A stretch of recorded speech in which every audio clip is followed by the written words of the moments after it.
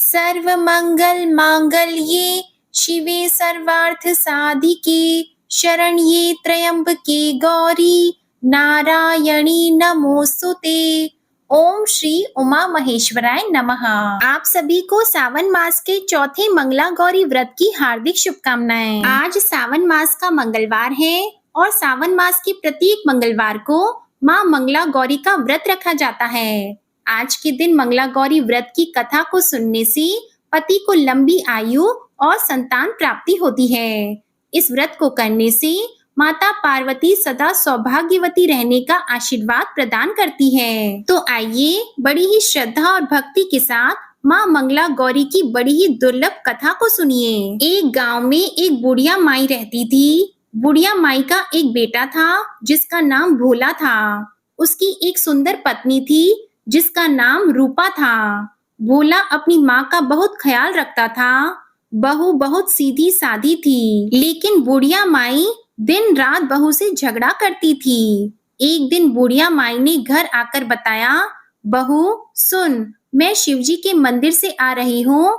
वहाँ सब बातें कर रहे थे कि यदि सावन मास के सोमवार का व्रत करके अगले दिन मंगलवार को मंगला गौरी व्रत किया जाए तो भोले बाबा और माता पार्वती की कृपा से तुझे बेटा हो सकता है।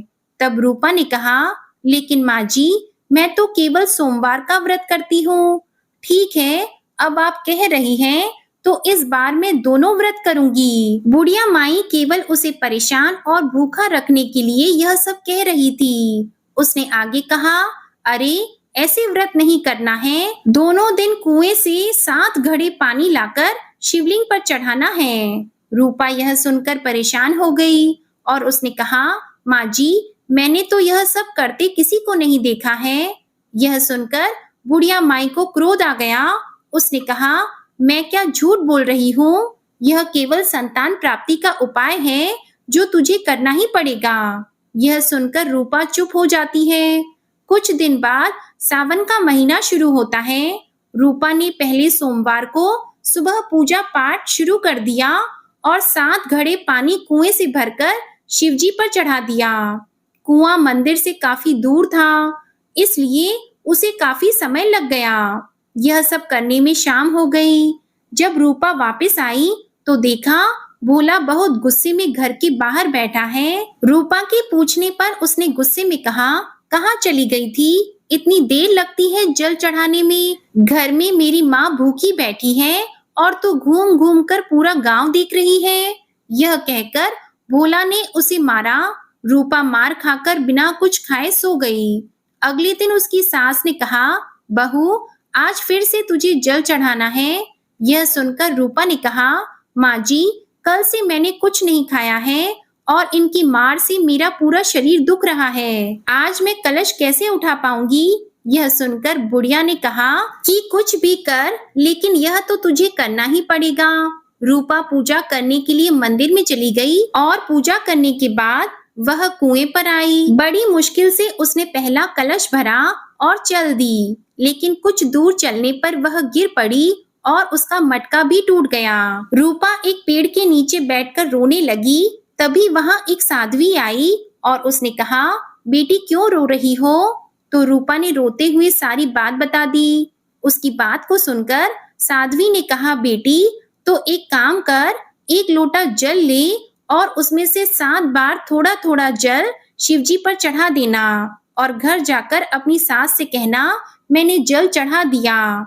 रूपा ने कहा, लेकिन यह तो झूठ होगा और मेरा मटका भी टूट गया है। तब साध्वी ने कहा, यह ले लोटा, इसमें जल भरकर चढ़ा दे और इसे घर ले जाना, लेकिन छिपाकर रख देना। रूपा ने बिल्कुल ऐसा ही किया। दोपहर को वह घर पहुंच गई। बुढ़िया माई के पूछने पर उसने वही बता दिया जो उस साध्वी ने बताया था। शाम को माँ मंगला गौरी की पूजा कर उपवास पूरा किया। इसी तरह 2 मंगला गौरी व्रत पूरे हो गए, लेकिन जब तीसरे व्रत की बारी आई तो बुढ़िया माई चुपचाप रूपा के पीछे गई। उसने सब कुछ देख लिया। बुढ़िया माई ने घर आकर अपने बेटे को सब बता दिया। भोला ने फिर रूपा को मारने के लिए जैसे ही हाथ उठाया, तब माता पार्वती प्रकट हो गई और उन्होंने कहा, रुक जा भोला, यह सुनकर भोला रुक गया। बुढ़िया माई माँ पार्वती के पैरों में गिर गई। भोला भी माँ से माफी मांगने लगा। माँ पार्वती ने कहा, माफी मांगनी है तो इससे मांग जो तेरे और तेरी माँ के जुल्म सहकर भी पत्नी धर्म निभा रही है।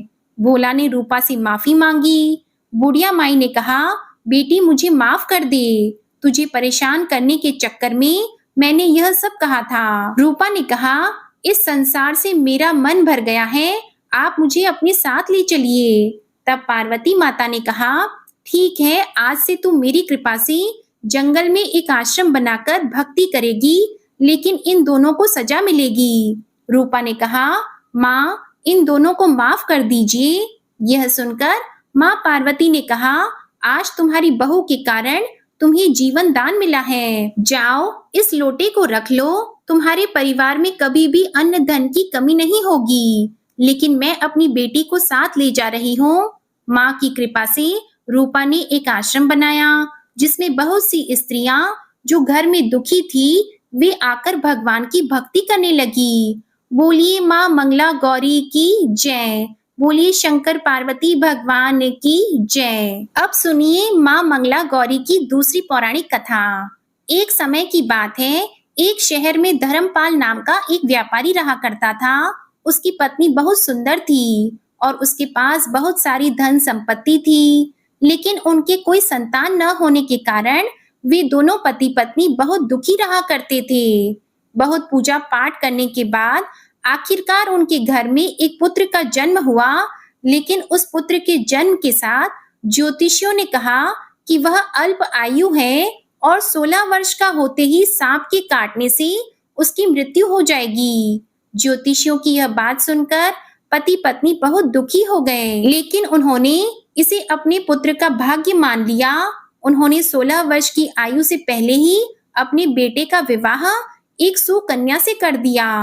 उस कन्या की माता माँ मंगला गौरी का व्रत रखा करती थी और उसने अपनी पुत्री को भी विवाह के बाद सुखी जीवन के लिए माँ मंगला गौरी का व्रत रखने की सलाह दी थी। विवाह के बाद कन्या ने ससुराल आकर विधि विधान से माँ मंगला गौरी का व्रत किया और माँ गौरी की पूजा की, जिसके परिणाम स्वरूप उसे अखंड सौभाग्यवती होने का आशीर्वाद प्राप्त हुआ और उस सेठ धर्मपाल के पुत्र की आयु भी बढ़ गई। उसे दीर्घायु होने का आशीर्वाद भी मिल गया। इस कारण से मंगला गौरी व्रत की मान्यता और अधिक बढ़ गई। माना जाता है कि तभी से मंगला गौरी का व्रत रखा जाने लगा। इस व्रत के पुण्य प्रभाव से अखंड सौभाग्य की प्राप्ति होती है। संतानहीनों को संतान सुख प्राप्त होता है। प्रेम से बोलिए माँ मंगला गौरी की जय। ओम नमः शिवाय। अब सुनिए माता पार्वती और भगवान शिव की विवाह की कथा। एक बार माता सती के पिताजी ने भगवान शिव का घोर अपमान किया। इससे दुखी होकर माता सती हवन कुंड में कूदकर अपनी जान दे दी और उसमें भस्म हो गई। माता सती ने मरते समय शिवजी से यह वर मांगा कि हर जन्म में आप ही मेरे पति हों। इसी कारण उन्होंने हिमालय के राजा के घर जाकर पार्वती के रूप में जन्म लिया। जब से माता पार्वती राजा हिमाचल के घर में जन्म लेती हैं, तब से उनके घर में सुख और संपत्ति छा जाती है। पार्वती जी के जन्म लेने से पर्वत शोभायमान हो गया। जब नारद जी ने यह समाचार सुना, वे हिमालय राज के पास पहुँचे। वहां पहुंचकर वे हिमालय से मिले और हंसकर बोले कि हे राजन, तुम्हारी कन्या गुणों की खान है। यह स्वभाव से सुंदर, सुशील और शांत है। यह कन्या सुलक्षणों से संपन्न है। ये अपने पति की प्यारी होगी। आपका दामाद मानहीन, माता पिता विहीन, उदासीन, लापरवाह, उसका पति योगी, जटाधारी और सर्पों को गले में धारण करने वाला होगा। यह बात सुनकर पार्वती के माता पिता चिंतित हो गए। उन्होंने देवर्षि से उनका उपाय पूछा। तब नारद जी बोले, अगर शिवजी के साथ आपकी कन्या देवी पार्वती का विवाह हो जाए तो ये सारे दोष गुण के समान हो जाएंगे। अगर आपकी कन्या तप करे तो शिवजी ही उसकी किस्मत बदल सकते हैं। तब यह सुनकर पार्वती जी की माँ विचलित हो गईं। उन्होंने पार्वती जी के पिता से कहा, आप अनुकूल घर में ही अपनी पुत्री का विवाह करिएगा, क्योंकि पार्वती मुझे प्राणों से भी अधिक प्रिय है। पार्वती को देखकर माता मैना का गला भर गया। पार्वती ने अपनी माता से कहा, माँ, मुझे एक ब्राह्मण ने सपने में कहा है कि जो नारद जी ने कहा है उसे सत्य मानकर तप करो, यह तप तेरे लिए दुखों का नाश करने वाला होगा। यह सुनकर माता पिता को बड़ी खुशी हुई। उसके बाद माता पिता को बड़ी खुशी से समझाकर माता पार्वती तप करने के लिए चली गई और नारद जी भी उन्हें तप करने के लिए आज्ञा दे दिए। पार्वती जी ने शिव जी को पति के रूप में पाने के लिए घोर तपस्या आरंभ कर दी, लेकिन शिव जी को सांसारिक बंधनों में कदापि रुचि नहीं थी। इसलिए पार्वती जी ने अत्यंत कठोर तपस्या की ताकि शिव जी प्रसन्न होकर उनसे विवाह कर ले। शिव जी माता पार्वती की तपस्या को देख और समझ रहे थे। उन्होंने माता पार्वती की परीक्षा लेने के लिए सप्त ऋषियों को भेजा। सप्त ऋषियों ने माता पार्वती से जाकर पूछा, हे कन्या, तुम किसके लिए इतना कठिन तप कर रही हो? तब माता पार्वती ने सकुचाते हुए कहा कि आप लोग मेरी मूर्खता को सुनकर हंस देंगे। मैं शिव जी को अपना पति बनाना चाहती हूँ। पार्वती जी की बात सुनकर सभी सप्त ऋषि हंसने लगे और बोले कि हे परम सुंदरी कन्या, तुमने उस नारद का उपदेश सुनकर शिव को अपना पति माना है, जो सब कुछ चौपट कर देता है। उस नारद की बातों पर विश्वास करके तुम ऐसा पति चाहती हो जो स्वभाव से गुणहीन, उदासीन, निर्लज, बुरी भेष वाला, बिना घर वाला, नंगा और शरीर पर नागों को धारण करने वाला है। ऐसे वर के मिलने से कहो तुम्हें क्या सुख मिलेगा। हे कन्या, हमारी तो यही राय है कि तुम अभी के अभी यह तप छोड़कर अपने राजमहल को जाओ और अपने पिता से कहकर एक सुयोग्य राजकुमार से विवाह करो और सुख पूर्वक जीवन व्यतीत करो। हमारा कहना मानो, हमने तुम्हारे लिए बहुत अच्छा वर चुना है। हमने तुम्हारे लिए वह वर चुना है जो लक्ष्मी के स्वामी और वैकुंठपुरी का रहने वाला है।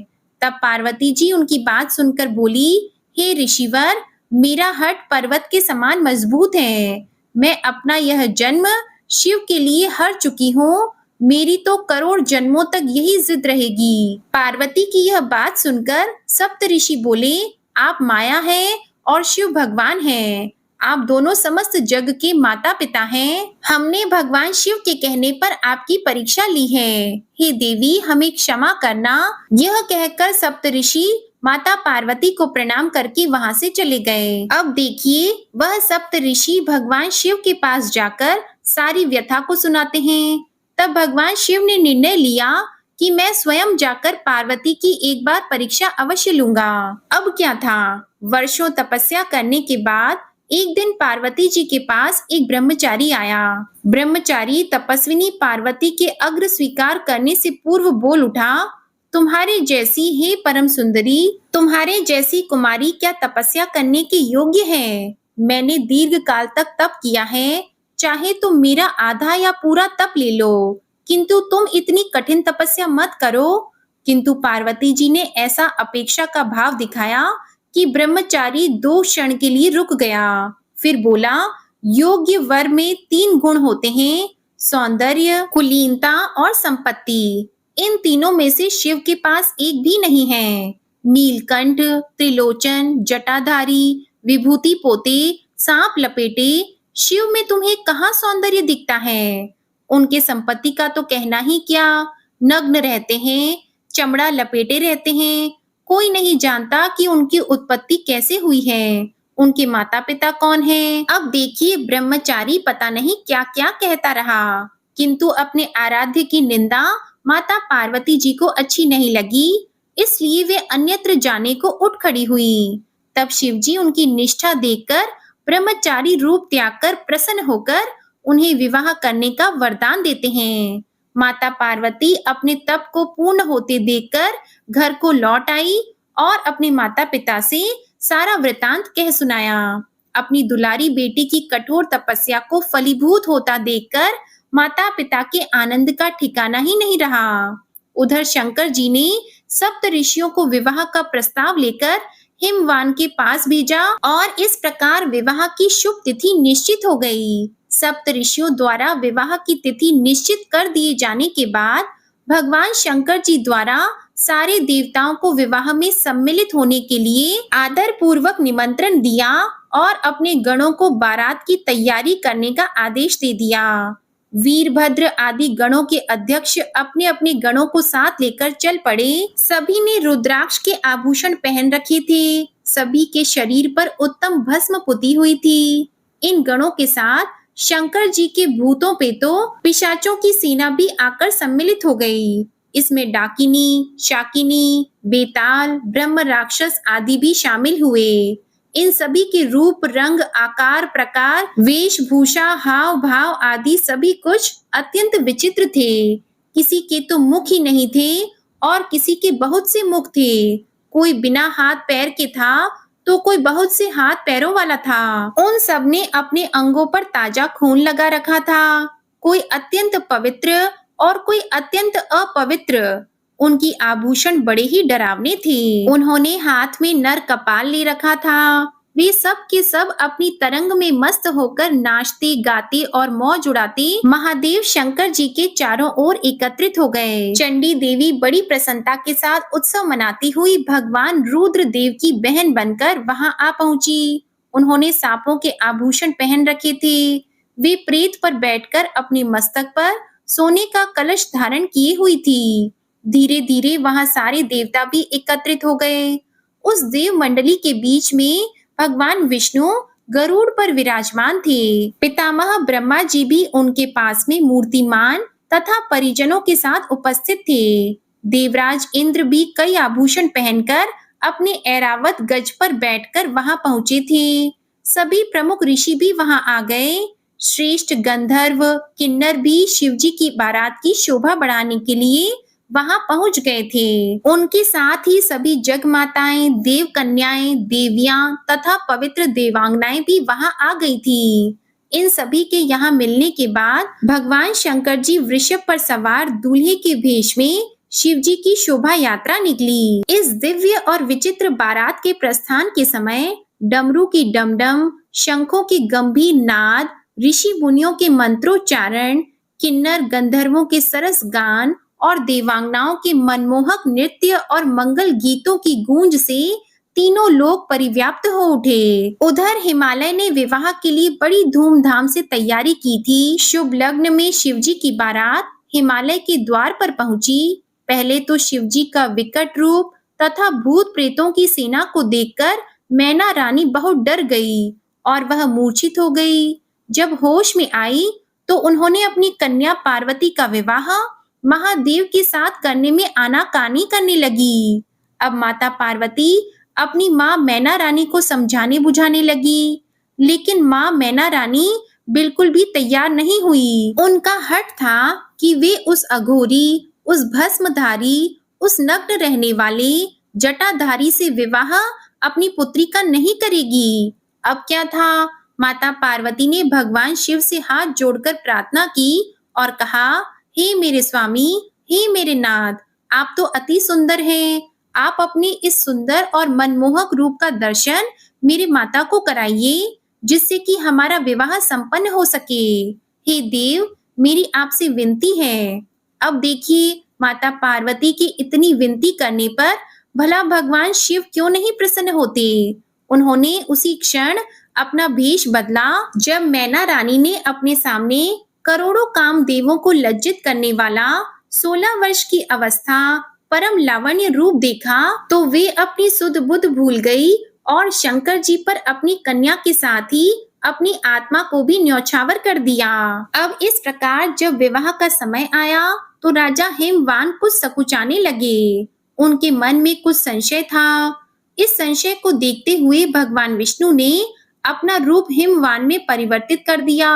यह दृश्य देखकर सभी देवगण अचंभित हो गए कि उनके पिता के होते हुए भी माता पार्वती का कन्यादान भगवान विष्णु क्यों कर रहे हैं। तब ब्रह्मा जी ने कहा, क्योंकि वे पार्वती के प्रिय भ्राता हैं और महाराज हिमवान भगवान विष्णु के ही अंश थे, अतः इसलिए विष्णु जी माता पार्वती का कन्यादान कर रहे हैं। यह सुनकर सभी देवगण आश्वस्त हो गए और इसी प्रकार से माता पार्वती का विवाह संपन्न कराया गया। अंततः वह शुभ घड़ी आ गई जिसकी प्रतीक्षा सभी को थी और वह शुभ मंगल बेला साक्षी बना महादेव एवं माता पार्वती के दिव्य अखंड विवाह का। किंतु सत्य तो यह भी था कि महाराज हिमवान ने शंका युक्त होकर देवी पार्वती का कन्यादान किया था, जिसके परिणाम स्वरूप उन्हें मोक्ष की प्राप्ति नहीं हुई और वे सदा के लिए धरा पर ही रह गए। और इधर भगवान शिव जी माता पार्वती अपनी अर्धांगिनी के साथ कैलाश पर्वत की तरफ प्रस्थान कर गए और तभी से वह अर्धनारीश्वर कहलाए। उन्होंने अपना आधा शरीर माता पार्वती में समाहित कर दिया और उन्हें वचन दिया कि हे देवी, मैं जन्मों जन्मों तक, युगों युगों तक अब आपको अपने से कभी भी दूर नहीं होने दूंगा। प्रेम से बोलिए पार्वती पतिये हर हर महादेव, ओम नमः शिवाय। प्रिय भक्तजनों, आपको आज की कथा पसंद आई हो तो वीडियो को लाइक करिएगा, शेयर करिएगा, कमेंट में भगवान भोलेनाथ और माता पार्वती माँ मंगला गौरी की जय लिखिएगा और चैनल को जरूर सब्सक्राइब करिएगा। ओम श्री उमा महेश्वराय नमः।